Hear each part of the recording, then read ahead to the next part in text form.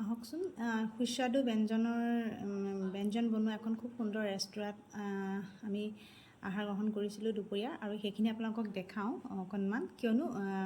ভাল লাগিলে ৰেষ্টুৰেণ্টখনৰ পৰিৱেশটো সাংঘাতিক ধুনীয়া মোৰ অৱশ্যে বহুত বেছি ভাল লাগিছে কিয়নো সম্পূৰ্ণ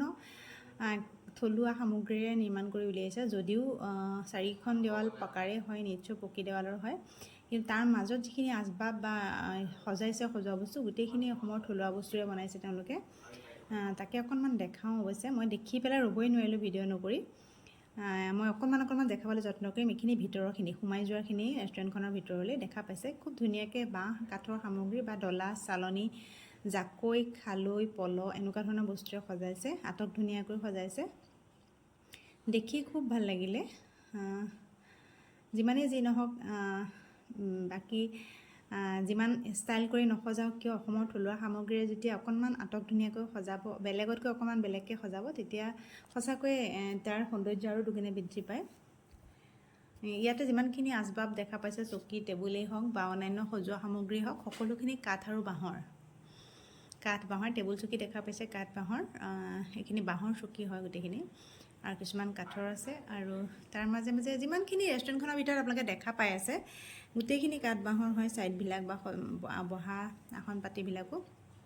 ইফালে পিছফালে যাব পাৰে মই দেখাই থকাখন হৈছে কনকা ৰিজৰ্টৰ ৰেষ্টুৰেণ্টখন দেই যিখনত আমি দুপৰীয়া আহাৰ গ্ৰহণ কৰিবলৈ আহিছিলোঁ সেইখন মই নেদেখাই নোৱাৰিলোঁ কিন্তু তাৰ পৰিৱেশটো ইমান ধুনীয়া আৰু ইমান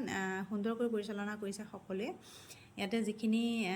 তেওঁলোকৰ কৰ্মচাৰী আছে তেওঁলোকক খুব সুন্দৰকৈ নিয়াৰিকৈ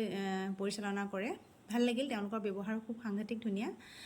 ভাল লাগে তেতিয়া তেওঁলোকৰ যেতিয়া কৰ্মচাৰীসকলৰ ব্যৱহাৰসমূহ খুব ভাল হয় তেতিয়া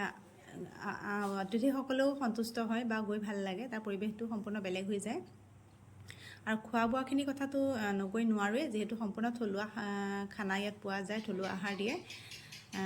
একদম খুব ধুনীয়াকৈ সজাই পৰা ইয়াত খানা তেওঁলোকে পৰিৱেশন কৰায়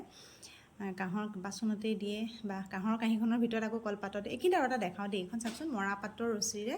এই চিলিংখন বনাইছে সম্পূৰ্ণ মৰাপাটৰ ৰছীয়ে মই সেইকাৰণে অকণমান জুম কৰি দেখাই দিছোঁ একদম মৰাপাটৰ ৰছীয়ে ইয়াত চিলিংখন বনাইছে এয়া হৈছে এতিয়া খানা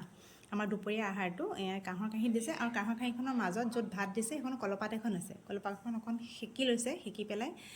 ইয়াতে খানা দিছে তেওঁলোকে আহাৰ ভাতখিনি দিছে আৰু লগতে সম্পূৰ্ণ অসমীয়া থলুৱা খাদ্য দিছে ইয়াতে মই কি দিছে ঢেকীয়া ভাজি কচু ভাজি আলু পিটিকা বিলাহী পিটিকা এসাঁজ খালোঁ খুব ভাল লাগিলে আৰু সকলোৰে সৈতে আনন্দ কৰিলোঁ থেংক ইউ